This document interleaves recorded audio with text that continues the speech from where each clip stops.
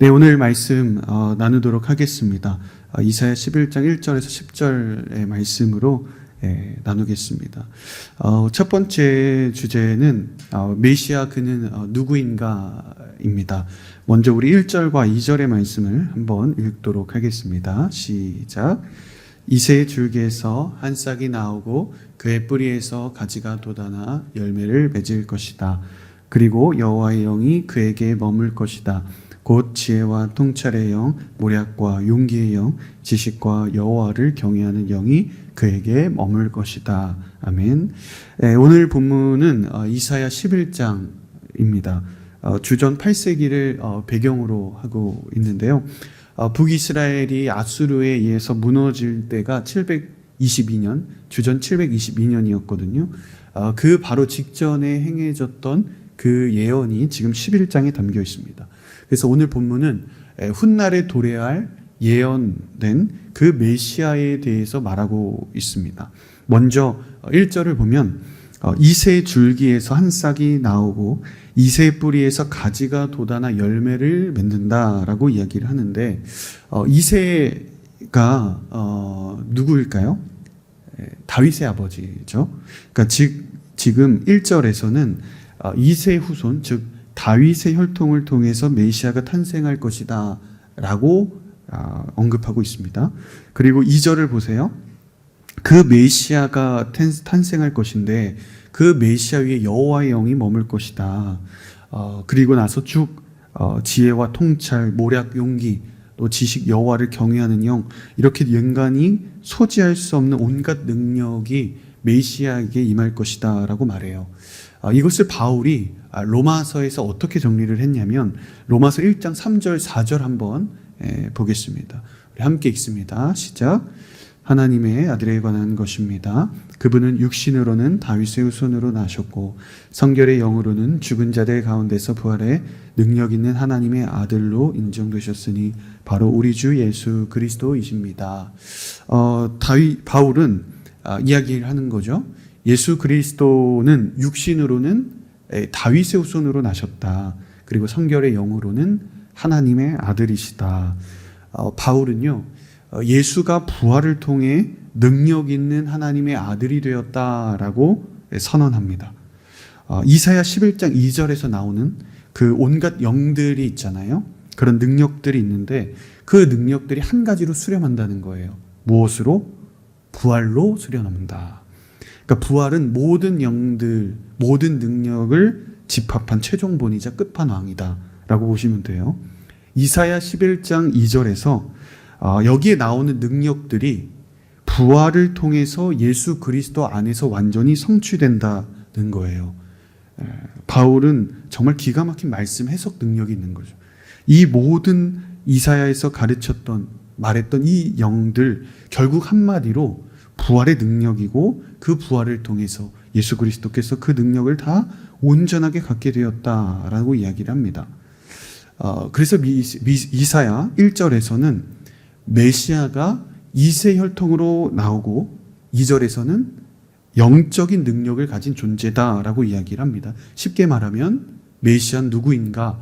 완전하신 하나님이시고 완전하신 인간이다. 어느 둘 중에 50대 50이 아니라 완전하신 인간이고 완전하신 하나님이다라고 이야기를 합니다. 이 초대교회가 있었을 때 이 정통 기독교가 이단들과 끊임없이 대결했던 주제가 있었는데 그 주제는 이단들이 말하는 거예요. 하나님은 인간이 될 수 없다였어요. 그러니까 하나님은 영적인 존재라는 것, 그리고 눈에 보이지 않는 예수님에 대해서 의심하지는 않았습니다. 그러니까 아무리 이단이어도 하나님은 완전한 신, 천상에 있는 존재라는 믿음은 모두에게 있었어요. 그래서 인간일 수 없었던 거예요. 그래서 기독교의 초창기 목표는 예수 그리스도가 완전한 인간이시다. 이것을 증명하는 일이 굉장히 중요한 일이었어요. 그래서 하나님의 신성을 훼손하지 않으면서 어떻게 예수 그리스도가 인성도 가지고 계신지를 증명하는 게 목표였고요. 그런데 이제 중세교회와 근세 시대를 거치면서 이단들이 주장합니다. 하나님은 신이 아니다 했어요. 그러니까 이번에는 반대로 예수님은 역사적 인물인 것까지 오케이. 하지만 하늘에서 내려온 천상의 존재, 오병이어 병을 고치고 귀신 쫓는 거 다 신화라는 거예요. 그래서 교회는 이때는 어떤 싸움이었냐면 예수님이 완전한 하나님이심을 변증하고 주장하기 시작했습니다. 그러니까 예수님은 역사적인 예수일 뿐만 아니라 하늘에서 내려오신 신성한 하나님의 아들이다. 이 존재를 가지고 끊임없이 이단들과 싸웠어요. 오늘날 기독교의 싸움은 무신론입니다. 유물론이죠. 최소한 예수의 역사성도 부정하죠. 신의 존재 자체를 부정하는 거죠. 무신론에 대한 이야기가 또 나누면 끝도 없을 것이기 때문에 나중에 추후에 한번 제가 기회 되면 나누도록 하고요. 먼저 메시아가 이 땅 가운데 어떤 역할로 오시는가, 어떤 역할로 이 땅에 오시는가 하면 이 다윗이 사무엘 상에서 사무엘에게 기름 부음 받는 장면을 통해서 우리가 확인할 수 있어요. 우리 사무엘상 16장 12절 13절 한번 읽어볼까요? 시작. 그래서 이새는 사람을 보내 막내 아들을 데려왔습니다. 그는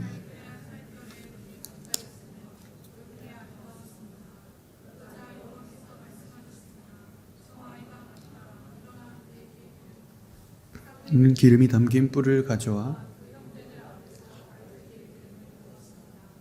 그 이후로 여호와의 영이 크게 다윗에게 임했습니다. 그러고 나서 사무엘은 거기서 떠나 라마로 갔습니다. 사무엘이 그 사울의 왕을 뒤를 이을 또 다른 왕을 찾아 나서는데 하나님께서 명령하셔서 이새의 집에 가라. 그래서 사무엘이 이새의 집에 가요. 그리고 다윗에게 기름을 붓고 그 기름을 부을 때 여호와 영이 크게 임하는 장면입니다. 여기서 기름 부음을 받는다, 기름 부음이 임한다는 것은 곧 여호와의 영이 임하는 일이었습니다. 왜냐하면 기름을 붓는 것은 당시의 왕이나 제사장이나 선지자에게만 해당되는 일이었거든요. 여호와의 영을 소지한 것은 극소수의 이런 사람들만 해당됐습니다. 그래서 지금 다윗에게 기름을 붓는 행위는 여호와의 영이 임하는 행위고, 그리고 그가 하나님의 승인을 받은 왕이다라고 도장을 찍는 일이었습니다. 오늘 본문을 보면 이새 뿌리에서 열매가 나오고 이새 줄기에서 한 싹이 나오죠. 즉 메시아가 탄생하는데 그 메시아 위에 여호와의 영이 머문다라고 이야기를 합니다. 이 말은 메시아는 이 땅에 무엇으로 오신다? 왕으로 오셨다는 거예요. 예수 그리스도는 하나님께 승인받은 공인받은 왕이고 세상을 통치하시는 지도자, 통치자이십니다. 그래서 예수님이 공생애를 이 땅에 오셔서 처음 시작할 때 성령의 임재를 통해 명확하게 출발하신 거예요. 마가복음 1장 9절 10절도 한번 읽어보겠습니다. 시작. 그 무렵 예수께서 갈릴리 나사렛에서 요단강으로 오셔서 요한에게 세례를 받으셨습니다. 예수께서 물에서 막 나오실 때 하늘이 열리고 성령이 비둘기처럼 자기에게 내려오는 것을 보셨습니다. 이 예수님이 처음 등장하셨을 때 이사야 예언대로 성령을 받으셨고 이 세상의 왕으로 오셨고 출발하셨어요. 왕은 한 나라를 통치하는 사람이죠. 지배자죠. 그래서 그리스도는 왕으로서 자신이 오실 뿐만 아니라 자신이 다스릴 나라를 이 땅 가운데 함께 가지고 들어오셨어요. 우리 계속 마가복음 1장 14절 15절 읽어볼게요. 시작. 요한이 감옥에 갇힌 뒤 예수께서는 갈릴리로 가셔서 하나님의 복음을 선포하셨습니다. 때가 찼고 하나님 나라가 가까이 왔으니 회개하고 복음을 믿으라. 예수 그리스도는 이 절망으로 가득한 이 땅 가운데 새로운 나라를 세우시고 그 나라에 들어갈 백성들을 부르시고 그리고 그들을 통치하실 것이다 라고 이야기를 하고 있습니다. 이 하나님의 나라를 예수 그리스도께서 이 땅 가운데 오심으로 가지고 들어오신 거예요. 자, 여기서 한 가지 주목할 점은 이새의 줄기예요. 이새는 다윗의 아버지였다고 했는데 사실 이새는 좋은 이미지가 아니거든요. 자신의 막내 아들인 다윗을 버린 자식으로 취급했습니다. 사무엘 선지자가 이새에게 아들을 한 명씩 다 데리고 오라고 했는데 다윗만 초대하지 않아요. 다윗은 아들 취급도 하지 않았다는 뜻이거든요. 마지막까지 갔는데도 하나님이 아니라고 하시니까 그때서야 결국 들판에 홀려 버려진 다윗을 불러옵니다. 그래서 이 다윗에게 기름을 부은 것이거든요. 그러니까 이것만 보면 이새는 참 부족한 사람입니다. 그러면 최고의 대선지자 사무엘은 어땠을까? 사무엘이 이야기하거든요. 하나님은 외모를 보시지 않고 마음의 중심을 보신다 말했음에도 불구하고 사무엘도 다른 이들 중에 왕으로 삼으려고 했어요. 그럼 다윗은 어떤가? 초반에는 겸손하고 정직한 모습이 있었지만 사울을 두려워해서 도망 다니고, 그리고 한때는 침을 질질 흘리며 미친 척할 때도 있었고요. 다윗이 왕이 되었을 때는 밧세바를 범해서 빼앗은 적이 있습니다. 자신의 아들이 해하려고 하자 몰래 도망친 적도 있습니다. 그래서 지금 본문에서 소개하는 다윗이나 이새나 사무엘 모두 당대의 훌륭한 신앙인이긴 했지만 그래도 한없이 연약한 사람들이었다는 거예요. 그런데 본문에서 소개되는 메시아의 능력과는 완전히 정반대의 모습을 소개하는 거죠. 자, 3절을 읽어볼게요. 시작. 그는 여호와를 즐겨 경외하고 눈에 보이는 대로 판결하지 않고 귀에 들리는 대로 결정하지 않을 것이다.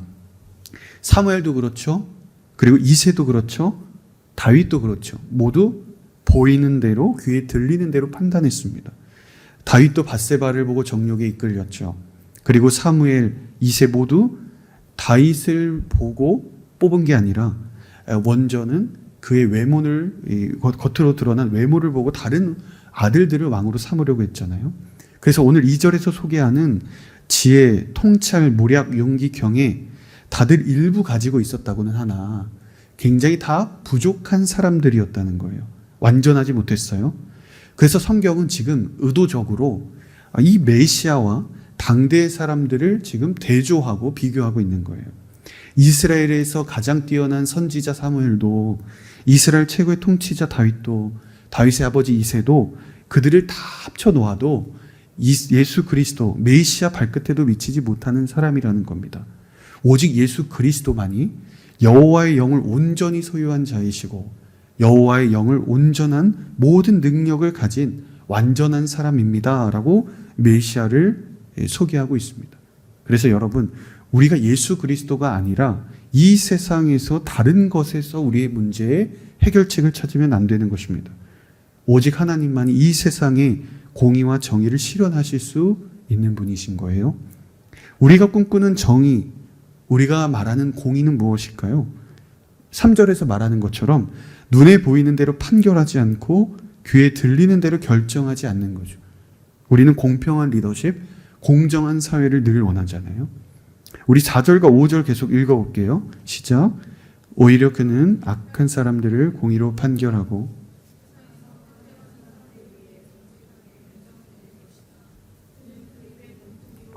치고 그 입술의 바람으로 죽일 것이다. 그는 정의로 그의 허리띠를 띠고 신실함으로 그의 몸띠를 정의란 무엇일까? 공정한 것이죠. 약자 편에 서는 것이죠. 악인은 심판하는 겁니다. 그러니까 우리가 각자 원하는 리더의 모습은 다 다릅니다. 그런데 결국에는 우리가 바라는 것이 이거잖아요. 요즘 우리가 참 이 혼란스러운 이 대한민국의 시기를 보내고 있잖아요. 우리 모두가 정의를 부르짖고 있죠.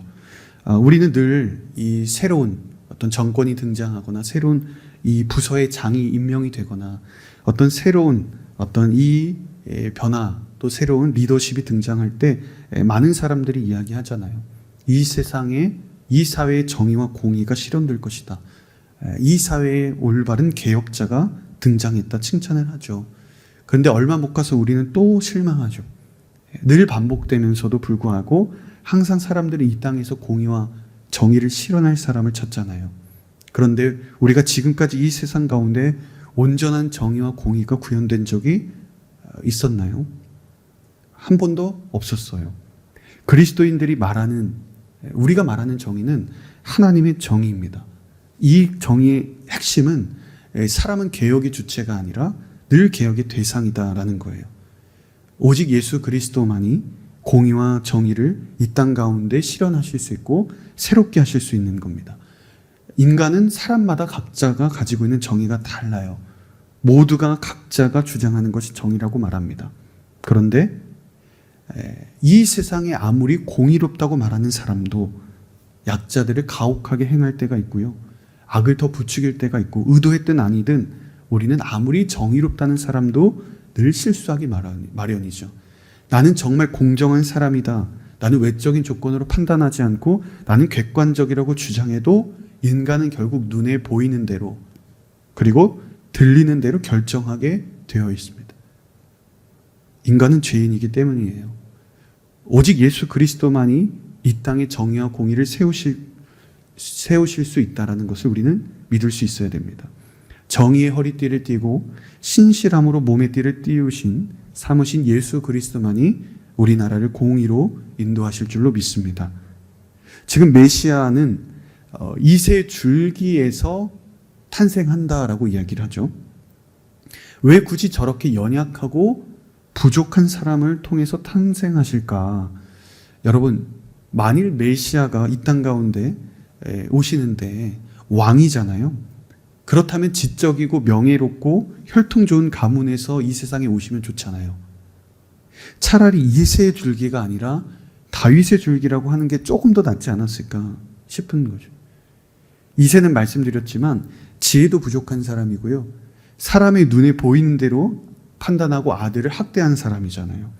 여기서 줄기라는 단어도요, 사실 배임을 당한 그루터기를 이야기합니다. 그러니까 무성했던 다윗 왕조가 처참하게 잘려질 그런 처참한 결말을 이야기하고 예언하고 있는 거예요. 그런데 그런 황폐함 가운데 잘려진 그루터기에서, 그것도 이세에 부족한 연약한 사람을 통해, 그 가문을 통해 예수 그리스도께서 탄생하시고 반전을 일으키신다는 거예요. 가끔 성도님들께서 그 목회자에게 설교하는 것에 대해서 이렇게 질문하실 때가, 물어볼 때가 있습니다. 그래서 그때마다 제가 대답하는 것이 있는데, 그 설교하는 게 어떤 느낌인지 여러분 잘 모르시죠? 마치 학교에서 발표 수업하고 공모전에서 여러분 발표하는 느낌입니다. 그래도 학교에서 발표는 한 학기에 한 번 하지만 발표를 매주일마다 하는 것과 같아요. 그 우리가 발표를 이렇게 준비를 하면 미리 막 일주일 전에, 3일 전에 끝내놓고 만족하면서 발표하는 사람은 없잖아요. 전날 밤새고 아무리 준비해도 올라가기 전까지 보고 수정하죠. 그러면 다 하고 나서 내려올 때 만족을 하고 내려오지 않잖아요.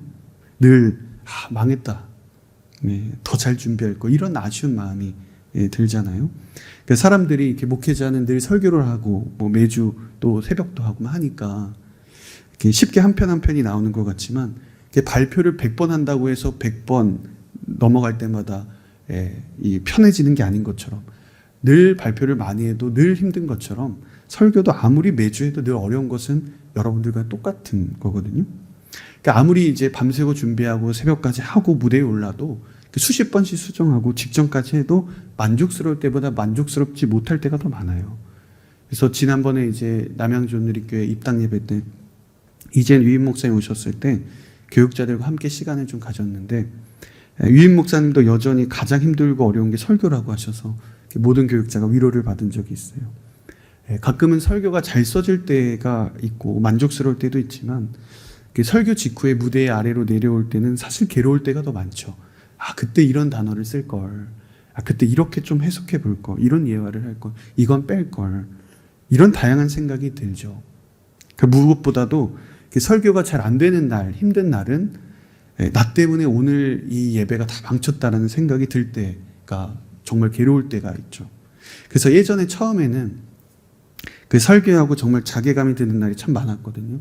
근데 참 모든 설교자들이 공감하겠지만 신기하게도 스스로가 정말 설교를 망쳤다, 좌절할 때마다 항상 말씀 때문에, 그날 설교 때문에 은혜를 받고 변화되고 도전받는 사람이 꼭 나온다는 거예요.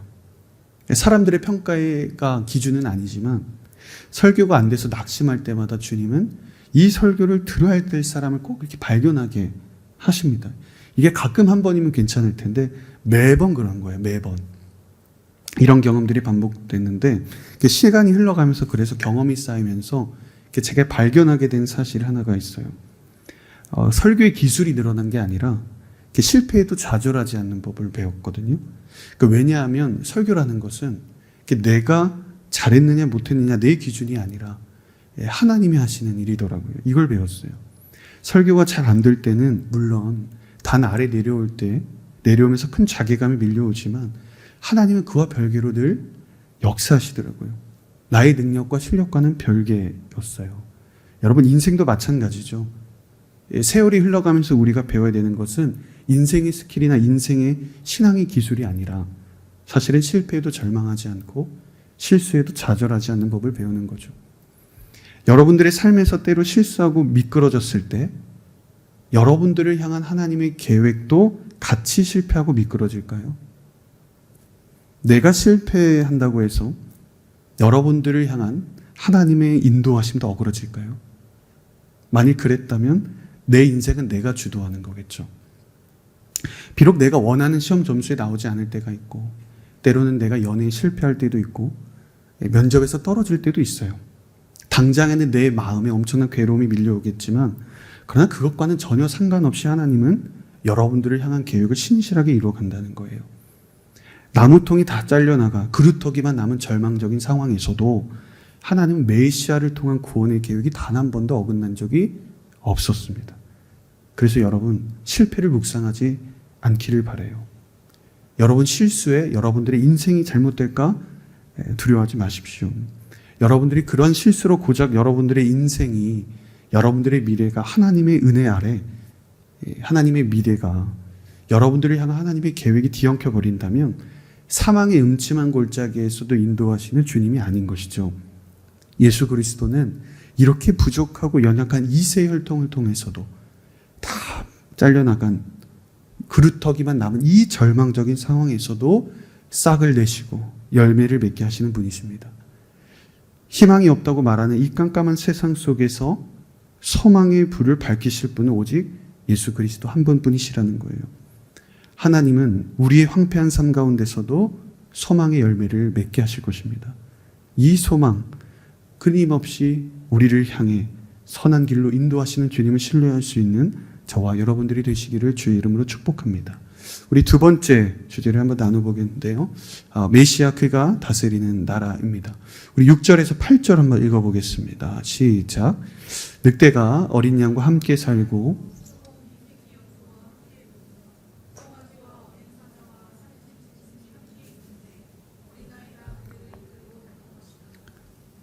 암소와 곰이 함께 풀을 뜯고 그 새끼들이 작은 소처럼 짚을 먹을 것이다. 젖먹이가 독사의 구멍 곁에서 장난하고 어린아이가 뱀의 굴에 손을 넣을 것이다. 메시아는 이 땅에 새로운 나라, 하나님의 나라를 가져오십니다. 그런데 그 나라는 어떤 나라인가? 늑대가 어린 양과 함께 살고 표범이 새끼 염소와 함께 눕습니다. 이 구절을 여러분 잘 보면 늑대가 있는 곳에 어린 양이 가는 게 아니라 늑대가 어린 양이 있는 쪽으로 가고 표범이 새끼 염소 쪽으로 가요. 어떻게 육식동물과 초식동물이 함께 살아갈 수 있을까요? 약한 동물을 제압하고 폭력을 일삼고 잡아먹을 수 있는 육식동물이 초식동물과 평화롭게 공존하는 나라를 이야기를 하고 있어요. 여러분 모두 그 에버랜드 한 번쯤 가보셨을 것 같아요. 전에는 자연농원. 이 에버랜드에 가면 그 로스트밸리라고 여러분 한번 동물원에 한번 가보셨을 텐데 그 로스트밸리 안에 그 평화의 언덕이라는 코스가 있어요. 여기에 육식동물이 치타와 그 초식동물이 코뿔소가 함께 살고 있습니다. 근데 이게 어떻게 가능할까 이렇게 보니까 코뿔소는 시력이 안 좋대요. 그래서 점박이 무늬 치타를 잘 구별하지 못하고 그리고 결정적으로 코뿔소는 자신을 공격하지 않으면 절대 먼저 공격하는 법이 없대요. 그리고 치타도 자신보다 늘 덩치가 큰 동물을 먹잇감으로 생각하지 않는데요. 그래서 육식동물과 초식동물이 함께 이 평화의 언덕에서 살고 있어요. 그래서 평화의 언덕이라는 이름을 이렇게 붙인 거죠. 저는 이걸 보면서 참 우리의 창조세계 오리지널 모습이 이렇겠구나라고 이렇게 짐작하게 됐습니다. 서로 종은 다르지만 서로 공격하지 않고 평화롭게 공존하는 모습이에요. 근데 오늘날 우리들의 세상을 한번 우리의 삶을 보시면 우리는 동물들의 세상보다 더 엄격한 먹이사슬의 세계를 살아가고 있잖아요. 강한 사람이 약한 사람을 짓밟죠. 약자도 똑같은 자신보다 더 약한 사람을 지배하려고 하죠. 우리는 더 하나라도 더 갖겠다고 하잖아요. 그리고 욕심을 부리죠. 상대방 헐뜯을 때도 많고 빼앗을 때가 많고, 그리고 우리는 늘 비교의식 속에 살아가죠. 참 하나님의 창조 섭리와 참 멀어져 가고 있는 것 같아요. 어떻게 보면 서로를 공격의 대상으로 보지 않고 평화를 이루어가는 평화의 언덕에 있는 이 코뿔소와 치타가 더 나아 보일 때가 더 많은 거죠. 여러분 7절을 한번 보십시오. 곰이 풀을 뜯고 사자가 짚을 먹는다. 그리고 암소가 그리고 소가 초식을 한다고 하는데 이건 상식적인 일이죠. 그런데 육식동물이 초식을 하게 된다, 풀을 먹게 된다라고 이야기를 합니다. 원래 하나님은 이 창조 세계를 만드실 때 육식동물이 다 채식을 하도록 하셨어요. 자, 창세기 1장 29절과 30절 읽어볼게요. 시작. 하나님께서 말씀하시기를 식물과 씨가 든 열매를 맺는 온갖 나무를 너희에게 주니 이것이 너희가 먹을 양식이 될 것이다. 그리고 땅의 모든 짐승과 공중의 모든 땅 위에 기는 모든 것들 곧 생명이 있는 것들에게는 내가 온갖 푸른 풀을 먹이로 준다 하시니 그대로 됐습니다. 보시면 하나님 모든 피조물 동물들에게 풀을 먹도록 하셨어요. 그런데 아담과 하와가 범죄하고 나서 그리고 노아의 홍수가 일어난 직후에 동물들이 그때부터 육식을 하게 되었거든요. 그러니까 아담이 죄를 범했을 때 인간만 타락한 게 아니라 모든 동물과 피조 세계가 자연이 함께 타락한 거예요. 그러니까 동물 안에 있는 야만성, 폭력성이 나오기 시작했고요. 다른 동물을 죽이고 공격하기 시작해요. 그래서 육식이 시작됩니다. 그래서 인간의 타락은 인간만 타락하지 않고요. 반드시 주변 세계와 창조 세계를 타락하게 되어 있어요. 그래서 로마서에서는 이렇게 기록하는 거예요. 우리 함께 읽을게요. 시작. 피조물은 하나님의 아들들이 나타나기를 고대하고 있습니다. 또 우리는 모든 피조물이 지금까지 함께 탄식하며 함께 해산의 고통을 겪고 있다는 것을 알고 있습니다. 인간만이 아니라 모든 피조물이 신음하고 있대요. 고통을 견뎌줄 메시아를 모든 자연세계가 기다립니다. 이렇게 이사야가 꿈꾸었던 이 비전은 메시아가 다시 와서 이 땅을 마치 에덴 동산과 같은 타락하기 전의 모습으로 회복하는 모습이었습니다. 아니 그보다 더 이상으로 메시아가 이 땅 가운데 오신다면 창조 세계보다 더 완전한 새하늘과 새 땅을 창조하실 그 소망을 노래했습니다. 예수님께서 이 땅 가운데 오신다면, 이 세상에 새로운 나라를 건설하신다면, 그리고 주님이 다시 오신다면 이 나라가 온전한 하나님의 나라로 대체될 것이며 온 피조 세계 가운데 이런 하나님의 나라가 펼쳐질 것이다 입니다. 이때 하나님 나라의 리더가 누구인가? 어린아이라는 거예요. 어린아이가 사자와 짐승들을 끌고 다녀요. 독사와 뱀과 함께 있어도 어린아이는 다치지 않습니다. 우리가 생각할 때 가장 야생 짐승들을 다루기 어려운 능력이 없을 것 같은 어린아이가 하나님 나라에서는 가장 적합한 사람이라는 거예요. 사람들을 편견 없이 바라보고 상대방의 재력과 조건으로 줄 세우지 않고 폭력과 억압으로 타인을 대하지 않는 겁니다. 하나님의 나라는 바로 그런 젖먹이 아기를 통해, 그리고 어린아이와 같은 이들을 통해 실현된다는 거예요. 그것을 우리 예수님께서 먼저 보여주셨잖아요.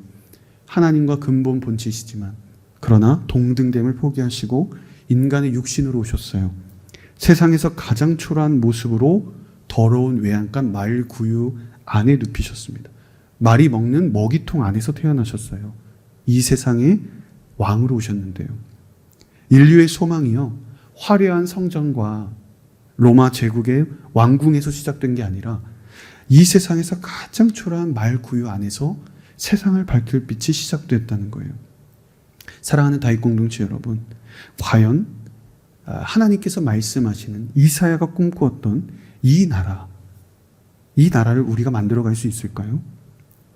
불합리와 모순과 폭력으로 뒤범벅된 이 세상의 한복판에서 우리가 사랑을 노래하고 평화를 말하고 용서를 이야기할 수 있을까요?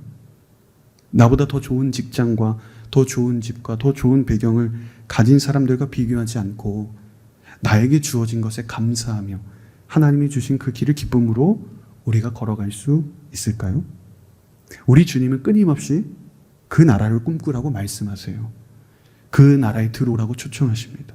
더 이상 세상 가운데 힘겹게 남들과 비교하며 끊임없이 나의 자신을 갉아먹는 그 나라가 아니라 하나님이 보여주시는, 하나님이 꿈꾸시는 이 나라로 우리를 끊임없이 초대하고 계십니다. 어린아이 되신 주님께서 우리를 이끄시겠다고 이야기하세요. 마지막 9절 10절 읽어보겠습니다. 시작. 그들은 내 거룩한 산 모든 곳에서 해치거나 다치게 하지도 않을 것이다. 바다를 덮고 있듯이 세상이 여호와를 아는 지식으로 가득할 것이기 때문이다. 그날에 이새의 뿌리가 나타나 민족들의 깃발이 될 것이다. 나라들이 그에게 찾아오고 그가 있는 곳은 영화롭게 될 것이다. 하나님은 여호와를 아는 지식이 이 세상 끝날까지 전파되기까지 쉬지 않으실 것입니다. 예수 그리스도를 통한 온 인류의 구원과 온 세상의 회복을 위해서 주님은 포기하지 않고 끊임없이 일하실 것입니다. 그래서 10절은 말합니다. 이새의 뿌리가 나타나 민족들의 깃발이 될 것이다. 어디가 목표이고 어디가 목적지인지 정처 없이 헤매고 어두운 이 미로를 살아가는 사람들에게 유일한 살 길을 알려주세요. 저 높은 십자가의 깃발을 보고 모든 백성들이 예수님께로 나아오도록 하실 것입니다. 그 길만이 우리가 살아갈, 그리고 우리가 꿈꿔야 될 유일한 소망이기 때문입니다. 요즘 우리나라는 그 어느 때보다 이 겨울을 힘겨운 계절을 우리가 보내고 있잖아요. 우리가 대한민국 전국이 혼란스러운 이 시대를 살아가고 있죠. 제가 오늘 이렇게 말씀을 보는데 성경에서는 물이 바다를 덮고 있듯이 세상에 여호와의 지식으로 가득할 것이다 이야기를 하잖아요. 그런데 요즘에는 우리들의 마음과 또 온 세상이 이 정치와 이 사회에 대한 지식으로 가득 차고 있다는 것 같다는 생각이 들더라고요. 말씀에는 예수 그리스도가 깃발이 돼서 온 나라와 백성이 그분께 찾아온다고 하는데 과연 우리는 다른 깃발을 향해 가고 있는 건 아닌가라는 생각이 들었습니다. 많은 사람들이 보수적이든 진보적이든 새로운 정권 또는 회복될 나라, 다시 세울 나라, 정의와 공의를 꿈꾸고 있잖아요. 나라에 관심을 두고 우리가 국민으로서 마음을 쏟는 것은 좋은 일입니다. 그런데 이런 생각을 하게 됐어요. 과연 우리는 그럼 진정으로 세상을 바꿀 새로운 나라, 새로운 왕이신 예수 그리스도를 소망하고 있는가? 우리가 이 나라의 통치자들, 리더십들의 변화를 갈구하는 만큼 예수 그리스도의 오심을 우리가 갈망하고 있는가? 사람이 바뀌면 우리나라가 변화될 것이다, 달라질 것이라는 그 믿음이 예수님이 오셔서 이 세상을 바꾸실 것이라는 주님에 대한 믿음보다 우리가 더 큰 것은 아닌가 싶은 거죠. 우리는 지금 아기 예수님을 기다리는 대림절 보내고 있습니다. 예수님만이 우리의 소망이 되십니다. 이런 혼란한 세상을 외면하라는 것이 아니라 이 칠흑 같은 어두운 세상 가운데 저 너머에 이 땅을 향해 오시는 예수 그리스도의 그 빛을 바라보라는 거예요. 비록 지금은 우리의 삶이, 우리의 세상이 혼돈과 불안과 어둠 속에 있을지 모르지만 예수님께서 이 땅 가운데 빛으로 오신다면 우리의 세상은 새롭게 변화될 것입니다. 이 대한민국 땅 가운데 그리스도의 빛이 임할 때 이 나라가 회복될 것입니다. 이 어두운 우리들의 삶 가운데 예수 그리스도께서 우리들의 삶을 찾아오신다면 다시 한번 우리들의 삶이 회복될 것이고 하나님이 꿈꾸시는 그 나라로 우리가 초대받고 우리가 그 나라 가운데 살게 될 것입니다. 칠흑같이 어두운 이 세상 속에서 예수 그리스도의 빛이 임할 때 하나님께서 꿈꾸시는 그 나라가 다시 한번 시작될 줄로 믿습니다. 그 나라를 꿈꾸며 그 나라를 소망하며 다시 오실 예수 그리스도를 마음에 품고 나아가는 저와 여러분들이 되시기를 주의 이름으로 축복합니다.